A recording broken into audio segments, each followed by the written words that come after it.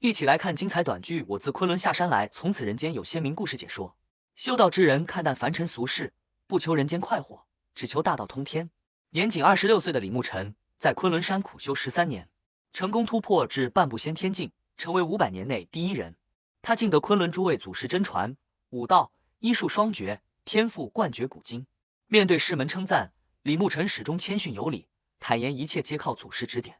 师门长辈告知他，欲彻底突破先天境界，必先了结红尘因果，并道出一桩救援他爷爷早年为他定下一桩俗世婚约，命他即刻下山前往河城履约。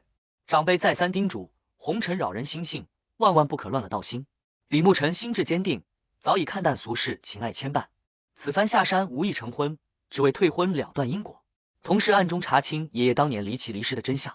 抵达河城后，他亲眼目睹林家富贵繁华，却对这些凡俗权势毫无兴趣，径直前往林家府邸，准备当面退婚。刚到林府门前，衣着朴素的李牧尘便被守门下人拦下。下人见他一身布衣，毫无贵气，出言嘲讽他是乞讨的叫花子，不配踏入林家大门。李牧尘淡然表明身份，称自己是林家旧识，专程求见老家主林尚义。一众下人全然不信，肆意戏谑刁难，扬言想要通报，必须当众下跪磕头。李牧尘并未动怒，平静告知他们林家贵人已亲自来迎。下人依旧嚣张跋扈，认定他上门捣乱，厉声驱赶，放言要对他不客气。僵持之际，林家大管家骆明成亲自出门恭敬迎接，守门下人瞬间脸色惨白，惶恐不安，深知自己得罪了贵客。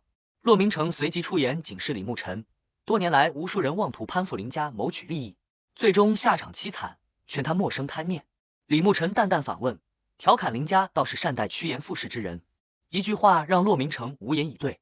随后他目光锐利，一眼看穿林家气运衰败，黑气盖顶，直言林家近期将遭丧事，是被人暗中算计，惹上了祸事。骆明成随即带李牧尘面见林家夫人严慧敏。严慧敏初见李牧尘，便看穿他退婚的来意，并未绕弯，刻意向他强调林家扎根河城100年，财富地位皆是本地顶尖，门第显赫。他直白表态，林家绝不可能将女儿嫁给无权无势的穷苦人，就算入赘也绝不接受，已然将李牧尘视作贪图林家富贵的攀附之徒。李牧尘无意争辩，只提出一个条件，退婚可以，但必须由老家主林尚义亲自出面商谈。严慧敏身旁下人肆意嘲讽，认为他想借老爷子施压，痴心妄想。严慧敏认定李牧尘心有不甘，借机讹诈，当即拿出200万，让他留下婚书，拿钱走人，安稳度日。李牧尘直言数额不足，严慧敏以为他贪得无厌，追加300万凑足500万，同时出言威胁，警示他人心不足蛇吞象，小心有钱没命花。面对威胁，李牧尘神色淡然，坦言自己初衷本是单纯退婚，如今临时改主意，必须林尚义亲自出面才可了结婚约。一旁下人主动请命，想要教训李牧尘，将他赶出河城。严慧敏叮嘱手下不可闹出人命，只需拿回婚书，赶跑对方即可，还特意吩咐送上200万，免得外界诟病林家小气。手下领命，暗自下定决心，要让李牧尘彻底消失在河城。众人不知，看似普通的李牧尘已是化境高手，只是身负陈年暗伤，气息收敛。他独自前往爷爷的陵园祭拜，看着荒芜墓地，满心悲痛，自责身为孙家后辈，如今才归来祭祖。与此同时，林家手下召集打手，奉骆明成之命前来劫杀李牧尘，打算以10万1人的酬劳了结他。一众打手很快被李牧尘轻松制服，众人惊恐求饶，如实供出幕后之人是林家管家骆明成，一切皆是林家授意。李牧尘心中寒意骤起，没想到林家仅因一桩婚约，便狠心痛下杀手。一位路过的前辈见状出言劝解，劝他得饶人处且饶人。打手双手已废，再无作恶能力，不妨就此放过。李牧尘却不认同，他看出几人印堂黑气至极，满身冤孽，作恶无数，仅废双手太过便宜他们。前辈坦言出手相助，皆是感念他的孝心，同时一眼看穿李牧尘身受烈火旧伤，因为脉受损，若是久治不愈，必将伤及修行根本。李牧尘十分诧异对方医术精湛，当即恳请对方出手疗伤，并许诺重金酬谢。前辈取出一枚丹药让他服下，叮嘱他运转真气2个周天，随后便为他经针渡穴，疏通经脉。丹药入口灵气醇厚，滋养全身。李牧尘一眼打坐运气，不料暗处突然杀出一名东瀛忍者，目标直指负伤的前辈。前辈自知有伤在身，无力护人，连忙催促李牧尘速速逃离。李牧尘镇定自若，拦下忍者独自应对。这名暗尽后期的东瀛忍者出手狠厉，却被年轻的李牧尘一拳击溃，彻底落败。忍者惊骇不已，不敢相信这般年纪竟有宗师乃至先天级别的实力。解决强敌后，李牧尘提醒前辈抓紧运气炼化药力，莫浪费机缘。前辈静心调息后，只觉浑身通透，多年沉疴一扫而空。待前辈调息完毕，李牧尘就地取材，以山间松针代替金针，施展失传绝技鬼门13针，彻底打通对方受损的阴维脉，根除近10年的顽疾。前辈大病的愈，对李牧尘敬佩万分，直言他堪比神仙高人，想要留存联系方式报答恩情。他自名乾坤，在河城颇有势力，承诺日后可为李牧尘排忧解难。乾坤知晓李牧尘与林家有隙，坦言自己与林尚义相交甚好，愿意从中调解，却被李牧尘婉言谢绝。他表示区区俗世恩怨，自己足以自行解决。乾坤望着李牧尘离去的背影，暗自感慨林尚义识人不明，无故得罪绝世高人，日后必将追悔莫及。此时林家府邸内，林家家主林尚义得知妻子严慧敏私自处理婚约，拿钱打发李牧尘，顿时勃然大怒。严慧敏满心委屈，辩解林家千金不该下嫁深山穷小子，此事传出去只会沦为笑柄。一众林家子弟纷纷附和，认为两人门不当户不对。林曼青性子骄纵，绝不会接受这门婚约。严慧敏还称自己是体谅丈夫身体欠佳，不愿琐事烦扰，才主动分忧。林尚义怒斥众人目光短浅，势力浅薄，坦言林家3代之前也是不依寒门，自己年少清贫，若非如此，根本难成家业。怒火难平的他当即下令调动林家所有人手，全力寻找李牧尘，还严厉警告严慧敏，若是寻不回人，便让他回娘家自省，不得管家。众人见状，再也不敢多言，只能遵命行事。另一边，李牧尘行走在故土街巷，物是人非，儿时居所早已变样，玩伴丁香、马山也早已不知所踪。就在他驻足感慨时，少女丁香认出了他，欣喜万分，诉说自己与马山多年来一直挂念他，连忙追问他多年去向。李牧尘告知自己一直在昆仑深山修行，近日方才下山。丁香满心欢喜，当即带着他前去寻找马山。一路上，丁香频频夸赞如今的李牧尘气质出众，俊朗不凡。重逢儿时好友马山，两人皆是满心欢喜。马山略通医术，一眼便看出李牧尘常年积伤，经脉阻滞，心中暗自心疼。为给李牧尘接风洗尘，马山热情带他前往自己的娱乐场子，安排顶级包间，准备好酒好菜，还打算邀约好友刘老板相聚。马山短暂离开期间，场子管事见丁香容貌清秀，妄图将她送给刘老板讨好巴结，谋取私利。马山归来见状，立刻阻拦，明确告知对方丁香是自己妹妹，绝非厂区服务人员，不容他人亵渎。管事背靠刘老板，有恃无恐，态度嚣张跋扈，出言顶撞马山，还放下狠话，若是丁香不赴约，便要让马山付出代价。丁香心生惶恐，连忙劝说李牧尘尽早离开，免得招惹祸端。李牧尘出言安抚，让丁香安心，有自己在侧，无人能伤他分毫。马山也看出如今的李牧尘沉稳霸气，今非昔比。李牧尘见此地环境杂乱，风气污浊，便让丁香先行离开，避开是非之地。几人在包间歇息时，偶遇老同学姚丽丽。姚丽丽意外重逢李牧尘，热情介绍身旁的南疆大学学姐，而这位学姐正是与李牧尘定下婚约的林家大小姐林曼青。姚丽丽当众夸赞林曼青容貌出众，是公认的河城第一美女。林曼青性情温和，毫无豪门骄矜之气，待人谦和有礼。随后姚丽丽逐一介绍在场众人，包括永清集团公子张一平、服装世家周家公子，最后介绍了马山与李牧尘。张一平见丁香容貌清丽，心生觊觎，随口打探李牧尘家境。丁香如实道出，李牧尘年少时跟着爷爷捡垃圾为生。此言一出，在场众人纷纷嘲讽，戏称李牧尘是街边乞丐。张一平故作大度，借着同学名义邀约丁香一同玩乐。林曼青欣然应允，打算和丁香闲谈校园趣事。可张一平的同伴却刻意拦住李牧尘，嘲讽他身份低微，不配与众人同行。丁香性格耿直，当即表态牧尘哥哥不去，自己也绝不留下。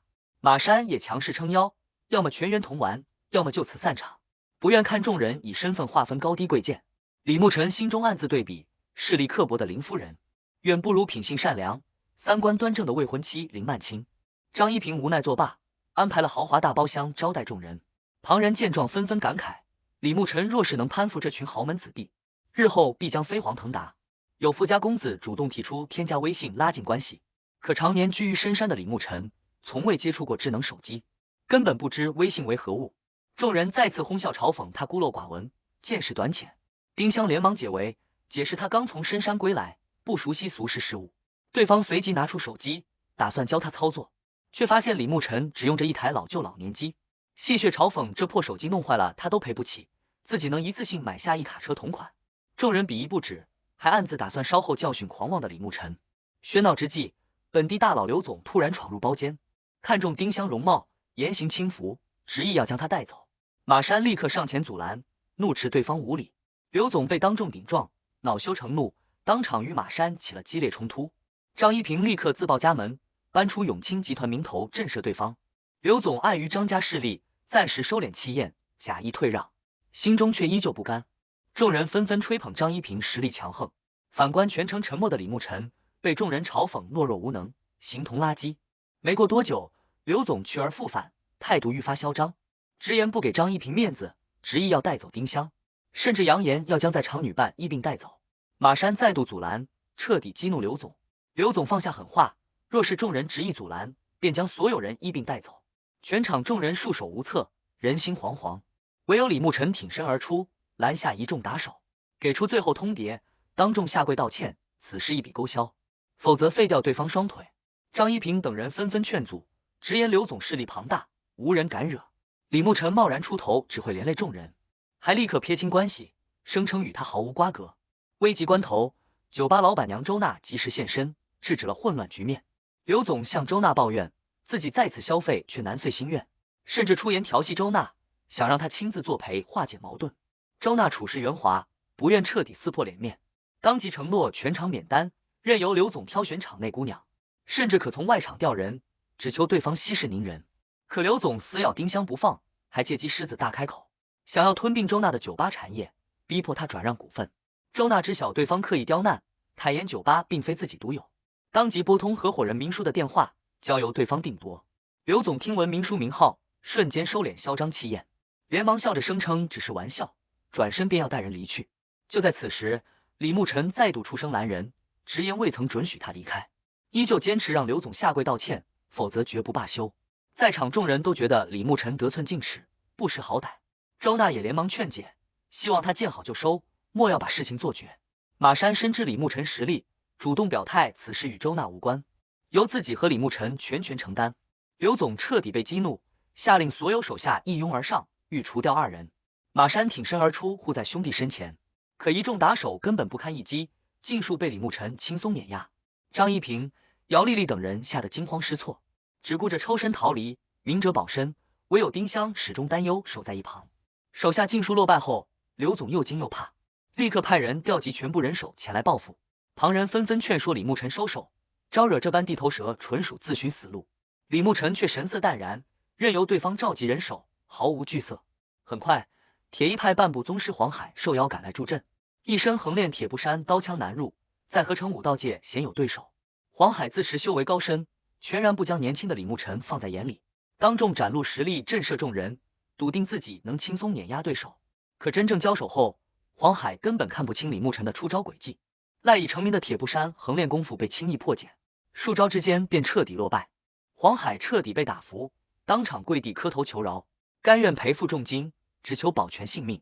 李牧尘冷漠坦言，先前早已给过对方退让机会，是众人狂妄跋扈，步步紧逼，如今事态升级，再无和解可能。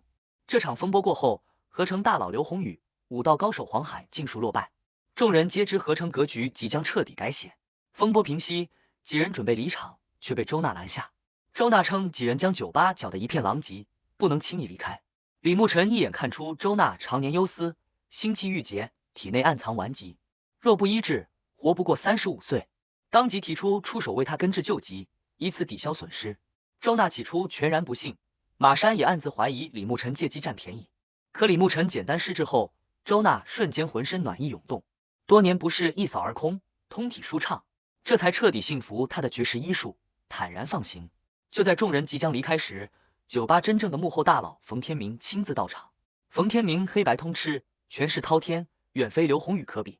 在场众人无不惊惧，张一平、姚丽丽等人立刻再度撇清关系，将所有罪责推给李牧尘，极力讨好冯天明，只求置身事外。唯有林曼青坚守本心，不愿落井下石。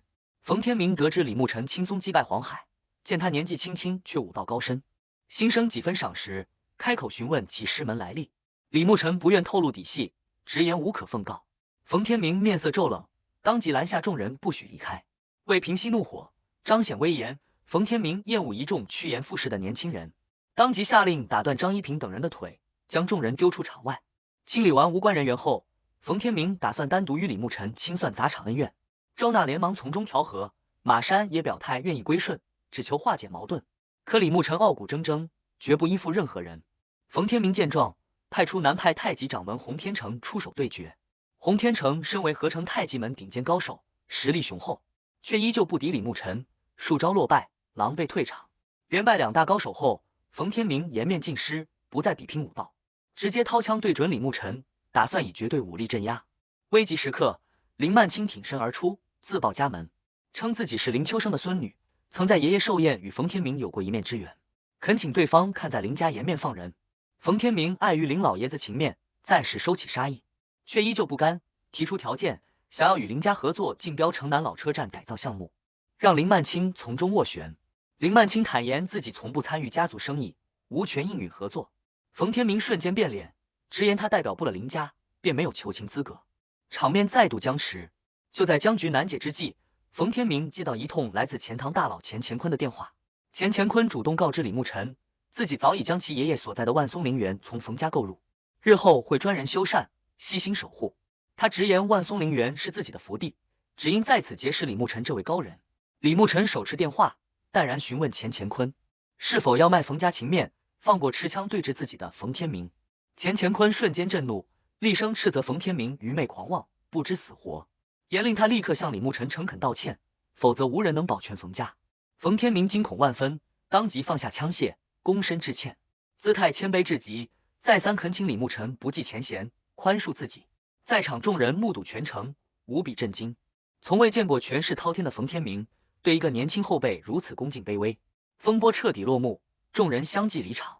丁香贴心叮嘱李慕辰务必安全护送林曼青回家。返程途中，林曼青心生疑惑，看穿李慕辰刻意隐藏实力，质疑他早已知晓自己家境优越，当初在酒吧托付丁香给自己，也是笃定自己能护住丁香周全。李慕辰坦然承认，夸赞他心思聪慧，观察细致。林曼青追问他的真实来历，好奇他为何能让钱塘大佬如此敬重。李慕辰只淡淡回应，自己只是昆仑深山的普通人。林曼青见状不再追问，坦言自己刻意步行回家，就是为了避开家中司机，享受片刻无拘无束的自由。李慕辰贴心叮嘱他，深夜偏僻路段危险，切勿独自外出。林曼青俏皮反问他算不算陌生男人。李慕辰笑着回应，自己是他的未婚夫，自然不算外人。这句玩笑话让傲娇的林曼青瞬间羞恼，厉声让他闭嘴。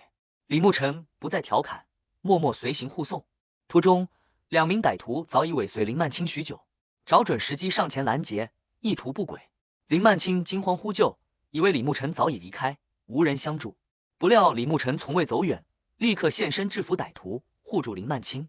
林曼青又气又疑，质问他既然早发现隐患，为何不提前提醒？李慕辰表示捉贼捉赃，也想让他亲身经历一次，牢记深夜独行的风险，日后多加谨慎。林曼青嗔怪他不近人情，心底却满是感激。抵达林家附近后，李慕辰再三叮嘱他近期减少独自外出，遇事及时联系自己。随后单独审问两名歹徒，查清幕后主使是蔡伟明，此人常年盘踞在城南地下拳场。摸清线索后，李慕辰放走两名底层打手，打算前往拳场追查真相。另一边，林曼青归家后，父母连忙追问晚归缘由，他谎称只是与同学游玩，并未道出酒吧风波。弟弟凌云无意间告知他，爷爷早已为他定下婚约，近日上门退婚的深山少年便是他的未婚夫李慕辰。林曼青震惊不已，全然无法接受这桩莫名婚约，当即要去找爷爷求证拒婚。家人连忙阻拦，告知他爷爷因这桩婚事气急攻心，卧病在床，不许他再添乱。林母态度强硬，直言宁愿女儿嫁给张一平，也绝不接受出身贫寒的李慕辰。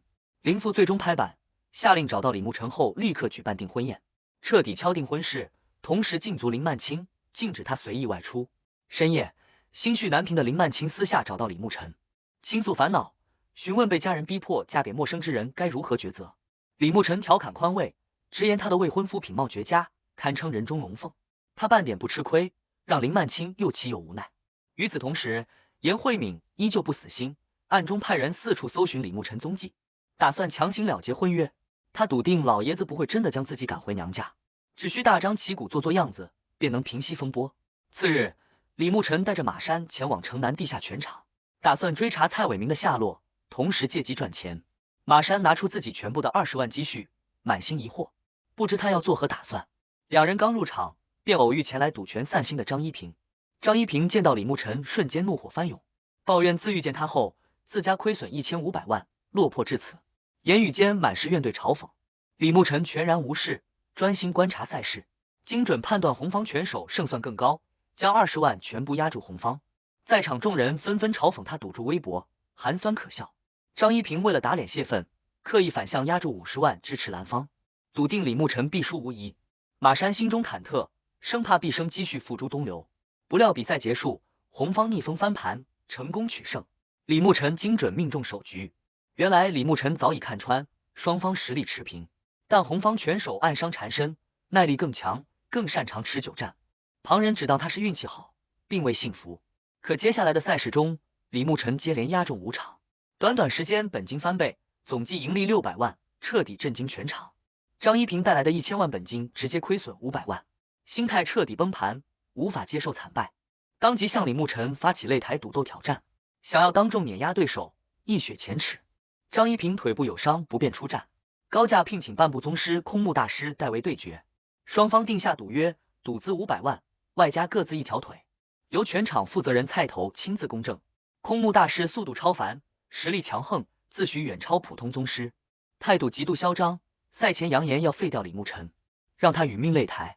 全场观众都认定李牧尘必败无疑，必死无疑。可擂台对决开启后，局势彻底反转，空木大师招式尽出，却连李牧尘一脚都碰不到，所有攻势尽数被看穿破解。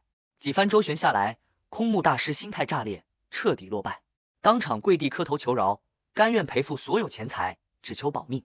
李牧尘不再留情，彻底终结这场赌斗，无敌姿态震慑整个地下拳场，全场无人再敢挑衅抗衡。